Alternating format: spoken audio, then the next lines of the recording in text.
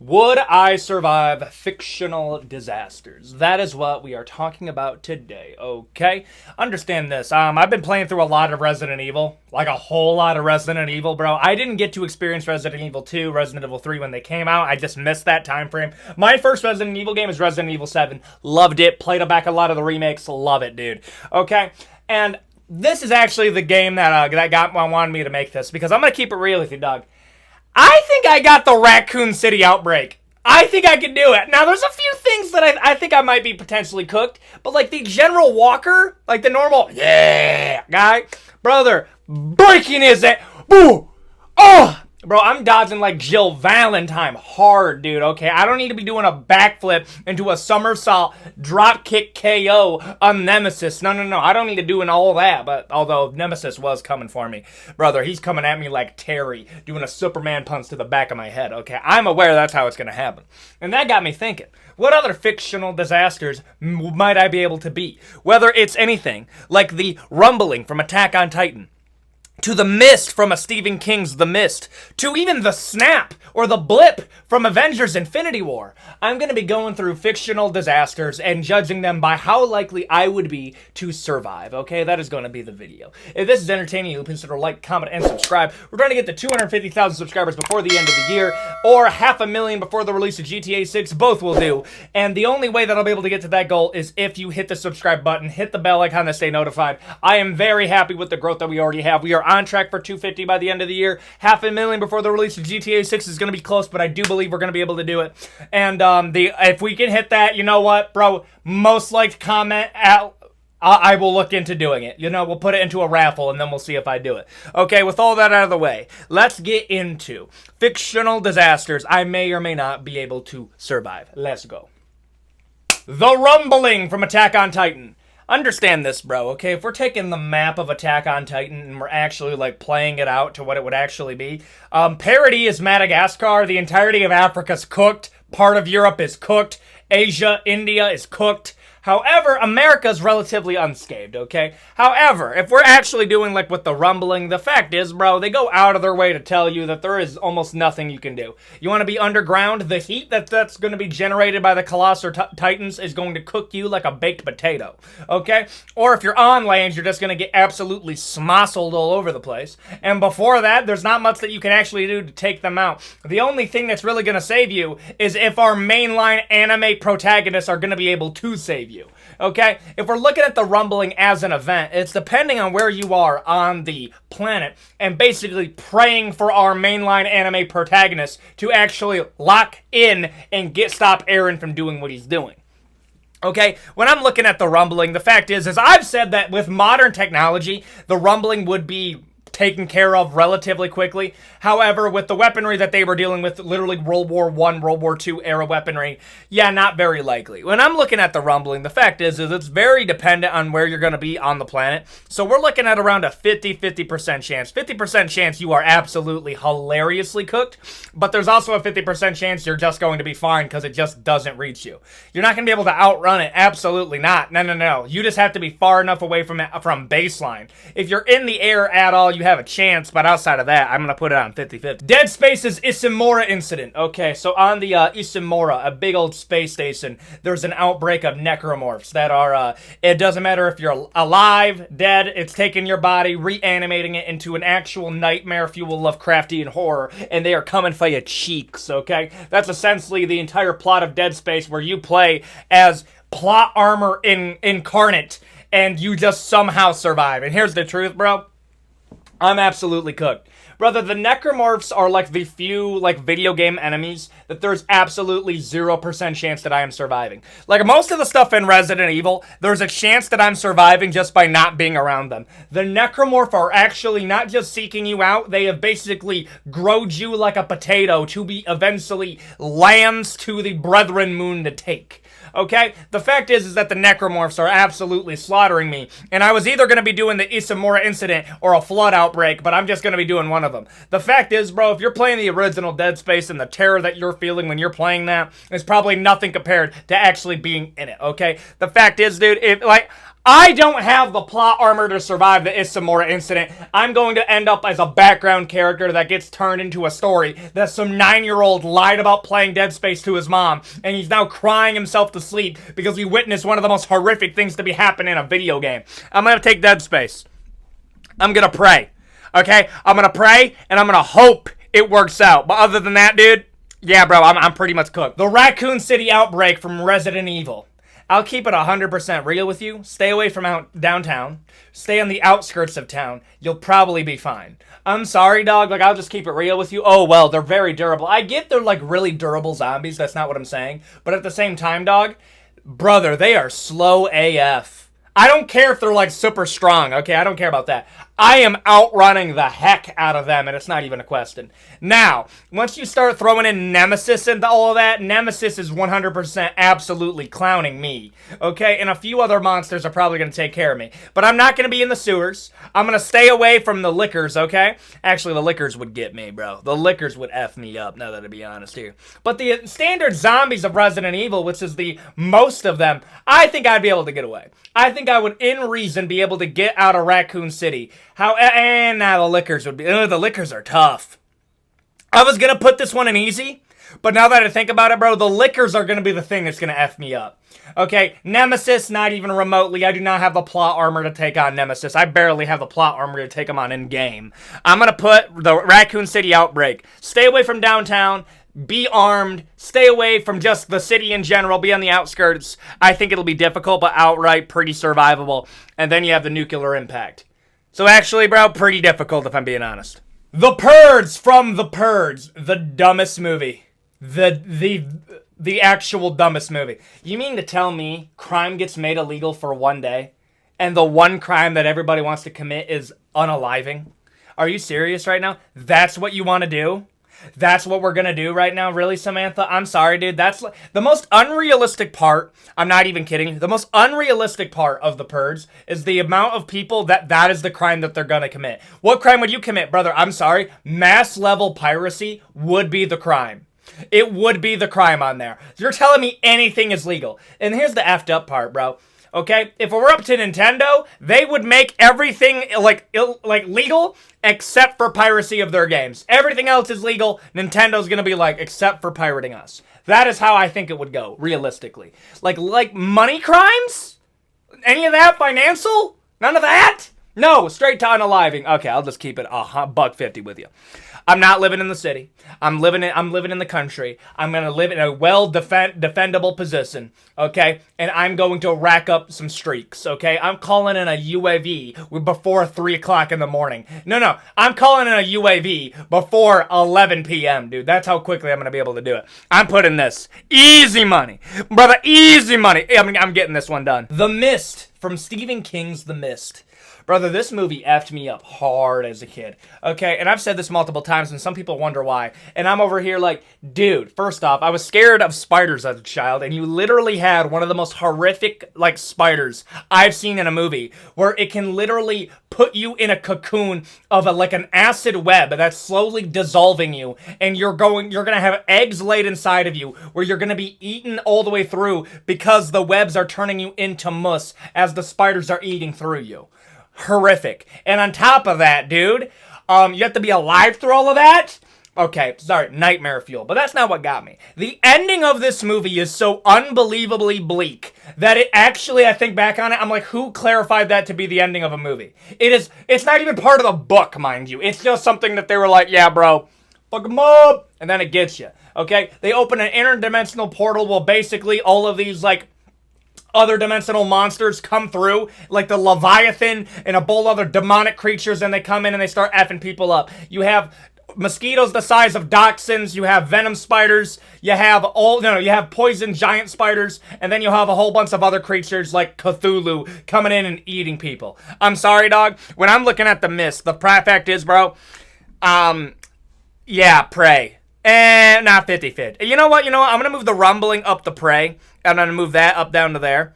Yeah, I actually think this is fair. The thing about the Resident Evil Raccoon City Outbreak is that most of them are admittedly fodder enemies. Just about everything inside of The Mist is taking you out. I'm sorry, bro. The docks and mosquitoes is a hell no for me. The Great War from Fallout.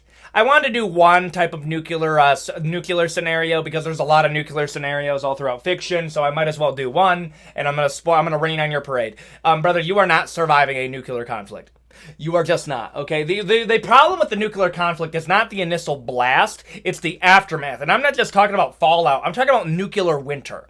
Nuclear winter, within the next coming of months, is going to throw up so much like ass and like nuclear waste that it's actually going to block the sun, plunging us into a never-ending winter for the next couple of years. And that will get rid of you. Don't even get me started with the radiation on top of it being cold, which is, I'm already in Michigan, brother. Brother, you, okay? Michigan superiority. But at the same time, dog, the winters are just not forgiving at all, okay?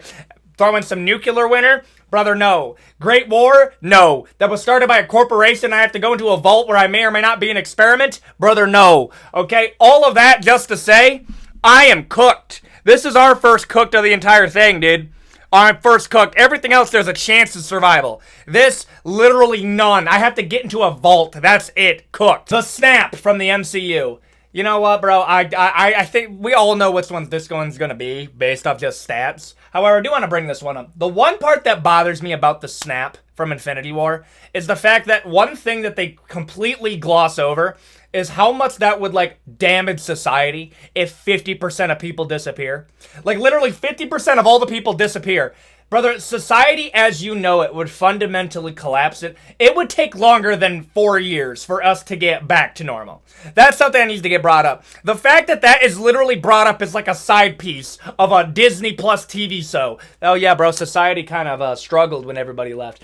Yeah, no, bro, this would cause a literal, like, cultural divide that, like, oh my, this is where I gotta bring up. You notice this with the MCU because it's the biggest Marvel universe that, like, people understand. But, like, the amount of realizations that you, like, if you are a normal person inside of the Marvel universe, these are the things that you have to be comfortable with knowing. Every single religion is somewhat true except for the big three Abrahamic faiths. We don't know that yet. Aliens are real. God is probably real, but we don't know which God. There's also gods that serve that God. A lot of Norse mythology is true. On top of that, there's technology that has been that we've been using for like years at a time. Mutants are technically a thing. There's a whole bunch of other stuff that's technically a thing. Also, all of these Avengers are basically celebrities, and we, like, put them on a Wheaties box. Like, I know that's played as a joke that, like, the Avengers do branding, like, brand deals. Brother, how fucking dystopian is that? Like, how dystopian is that at the idea that, like, oh yeah, bro, we found out aliens are real. Also, the Avengers are on a Wheaties box. Dude, I'm sorry. That's depressing. The fact is, bro, is when you're dealing with the Snap, the fact is, dude, it's a 50-50. It's a perfect 50-50 because you literally have a 50% chance of getting got. It's fair, but oh my goodness, bro, it is not elaborated on literally how damaging this would be to society as you know it. It would take decades to fix it. Oh, not just that. It wouldn't just take decades to fix it. It would take many more decades to fix when people come back. That's a whole other issue. I'm sorry, dude. 50-50. Dude, I'm not kidding you. Losing 50% of society would be damaging. What would be more damaging is getting that 50% of people back. That would damage society more because now society has a new baseline and we just doubled in population. 50-50. Yeah, I gotta put it there. Hell Invasion from the Doom universe. Okay, so Hell Invasions in the Doom universe basically work like this. You have the multiverse, you have all these Earths and other worlds, and then you have Hell, which is the fabric that exists in between all of these different Earths. And then you have the Makers, which people think are angels, but they're actually one of the creations of Devoth in the original timeline, where he created the Makers to basically make a way for infinite life to be a thing, because Devoth didn't like that his creations in Hell were aging and dying. So when Devoth got locked away by his firstborn, which later became the father of the Makers, the anger of Devoth corrupted the demons and turned them into what we understand as demons. And basically what happened is that the Makers were able to make something that fundamentally did do some type of infinite life, and it was called Argent Energy, which is basically taking the souls of conscious beings and rendering it down into pure energy through torment in hell, which is unbelievably metal, by the way.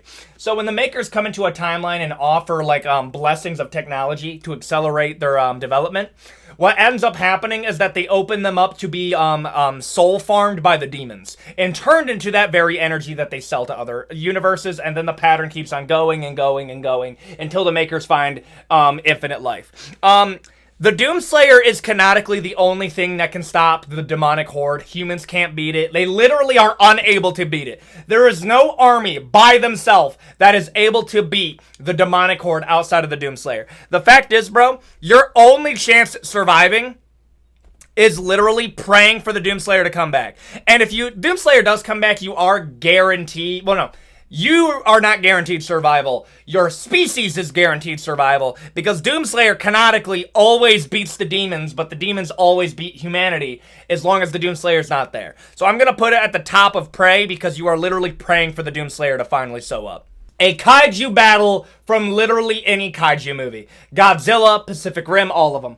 Just stay away from population center. Let me just tell you something right now, bro. If there is something, like when people, like, I wouldn't be surprised if they, like, secretly want people to move out of the inner city because of all of the movies that I see of the inner cities literally getting fucking decimated. Like, bro, if I wanted to literally quintuple your chances of survival in the Marvel universe or any other movie universe, I would tell you, move out of the city. Okay? Move away from any population center and you should be fine. That's the truth, dude. At the end of the day, bro, if Godzilla pulls up to my town, I'm cooked. I know I'm cooked. King Ghidorah flies out of the air. Brother, I'm cooked. There's nothing I can do, bro. Best case scenario, they launch a nuke at my town and they're able to make, like, Godzilla power up so he can beat the enemy. Other than that, literally, the only chance you have is to not be there. I'm sorry, dude. I'm putting it in pray. Pray. Like, yes, pray. It's not even 50-50. It's worse than 50-50. I gotta put it right there. The Eclipse from Berserk. I know three people just sighed because I keep on bringing up the Eclipse. I'm sorry, if you're going to bring up fictional events that are tough to survive, you kind of have to bring up the Eclipse. Basically what happens is that one of your homies that is having a really tough day or a tough year is going to make a deal with the demonic gods to sacrifice you to the eternal torment of hell, and he has to inflict as much pain and torment on you to become a member of the Godhand. So he institutes an Eclipse where everybody that ever loved him gets iced, and you have to go through torment in order for him to become more powerful. And if you manage to survive the Eclipse, you get branded with the brand of sacrifice, which essentially summons demons to you whenever nightfall comes.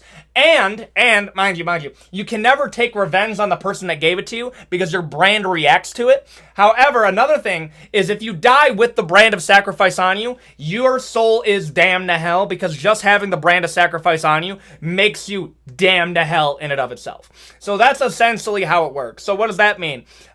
You don't just die in the Eclipse, you get your soul, like, literally tethered to hell itself. There is no way of getting out of it.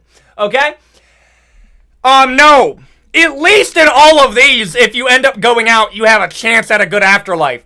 In Eclipse, you're just cooked. I gotta put it right there. The Faro Plague from Horizon Zero Dawn. Okay, I talk about Horizon Zero Dawn. If you're gonna live in the, like, actual, like, post-apocalyptic world, I would. Why? It's gorgeous.